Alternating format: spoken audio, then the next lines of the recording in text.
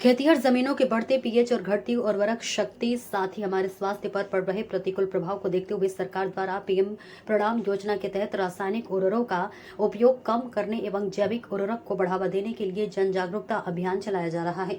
जिसके क्रम में आज जिले के कृषि भवन से जिला कृषि अधिकारी मोहम्मद मुजम्मिल ने हिंदुस्तान उर्वरक रसायन लिमिटेड गोरखपुर के प्रचार वाहन को हरी झंडी दिखाकर रवाना किया। इस दौरान कृषि अधिकारी ने बताया कि हमारे वैज्ञानिक लगातार शोध कर रहे हैं और सरकार लगातार प्रयोग कर रही है, जो काफी हद तक सफल भी है। हमारा उद्देश्य जैविक खेती को बढ़ावा देना है। ये भी रवाना किए झंडी दिखाकर, क्या मामला है और किस लिए? अभी HURL गोरखपुर जो फर्टिलाइजर कंपनी है जो वहाँ पे यूरिया का निर्माण करती है और जनपद में आज उसको हरी झंडी दिखा करके रवाना किया गया। किसानों के बीच में जागरूकता अभियान चलाएगी। हमारी एक योजना चली है PM प्रणाम योजना, जिसमें शासनादेश क्रम में यहाँ निर्देशित किया गया है कि जनपद की जो उर्वरक की कम यूज है उसको कम कराया जाए और उसके जो बैलेंस फर्टिलाइजर जो हैं, चाहे उसके जो अन्य जो उर्वरकों का जो प्रयोग करना उनके साथ में उनके प्रयोग को बढ़ावा देने के लिए और जो केमिकल फर्टिलाइजर को कम करने के लिए इस गाड़ी का को हरा झंडी दिखाकर रवाना कराया गया है। ये गांव-गांव में जाएगी, ब्लॉकों में जाएगी और किसानों को इसके संबंध में बताएगी कि जो हम लोग लगातार केमिकल फर्टिलाइजर का प्रयोग कर रहे हैं हमारे लिए बहुत ही हानिकारक है। जो उत्पाद उसके पैदा किए जा रहे हैं वो कहीं न कहीं से हमारे शरीर को उसका हानिकारक प्रभाव पड़ रहा है, बीमारियां ज़्यादा हो रही हैं।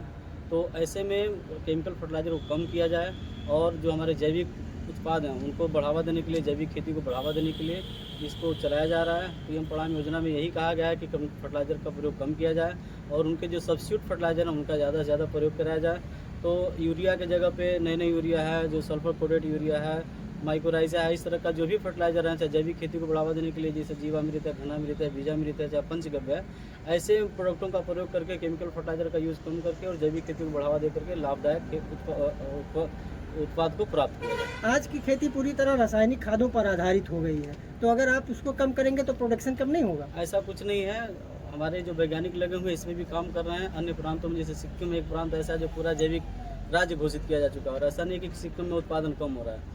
और हमारे झांसी में भी इसके ऊपर अच्छा प्रयोग किया जा रहा है, नोएडा में अच्छा काम किया जा रहा है। हमने गुजरात के जो महामहिम राज्यपाल हैं आचार्य देवव्रत जी, उनका जो कुरुक्षेत्र में क्षेत्र है उसका हमने डिमॉन्स्ट्रेशन खुद किया था, जाकर के देखा था और उसमें मैंने देखा था कहीं से किसी प्रकार का कोई उत्पादन में कमी नहीं आ रही है। ये थोड़ा सा किसान के मन में है कि उत्पादन कम होगा, लेकिन जैसे जैसे किसान इसमें आगे आएंगे, सोचेंगे, देखेंगे और इच्छा जाहिर करेंगे तो उनका भी एक शिविर लगवाया जाएगा वहाँ जा करके और वहाँ पे ट्रेनिंग दिलवा करके उनको आगे बढ़ाया जाए और जो 2-3 साल में जो उत्पादन की बात है वो निश्चित रूप से किसानों के मन से निकल जाएगी, उत्पाद अच्छा प्राप्त होगा।